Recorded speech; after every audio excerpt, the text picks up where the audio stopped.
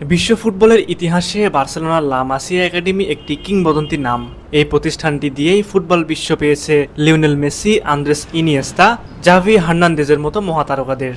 ফুটবলের কারিগর, কৌশলগত ও মানসিক দিক থেকে উন্নত করার এক নির্ভরযোগ্য কেন্দ্র এই লা মাসিয়া।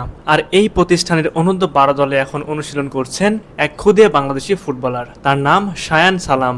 বার্সেলোনার মতো এক ঐতিহ্যবাহী ক্লাবের বয়সভিত্তিক দলে ঢোকার স্বপ্ন দেখা মানেই নিজেদের প্রস্তুত রাখতে হয় নিখুঁতভাবে, শারীরিক ও মানসিকভাবে। শায়ান সেই কঠিন চ্যালেঞ্জ নিয়েই বর্তমানে লা মাসিয়ার ছায়ায় নিজেকে গড়ছেন।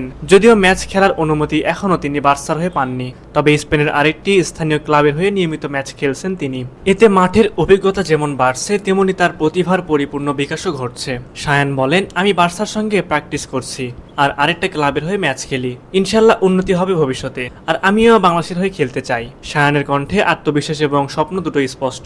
দেশের পতাকা বুকে নিয়ে আন্তর্জাতিক ফুটবলে প্রতিনিধিত্ব করার স্বপ্ন দেখেন তিনি, যার নিঃসন্দেহে অনুপ্রেরণাদায়ক। বাংলাদেশে এখনো বয়সভিত্তিক ফুটবলের পূর্ণাঙ্গ কাঠামো গড়ে ওঠেনি। প্রতিভাবান খেলোয়াড়রা প্রাথমিক পর্যায়ে কিছু সুযোগ পেলেও দীর্ঘমেয়াদী আন্তর্জাতিক মানের অনুশীলন, প্রতিযোগিতা ও গাইডেন্সের অভাব রয়ে গেছে। সেই জায়গা থেকে স্পেনে যাওয়া এবং বিশ্বের অন্যতম সেরা ফুটবল একাডেমিতে অনুশীলন করা শায়ানের জন্য এক বিরল সুযোগ।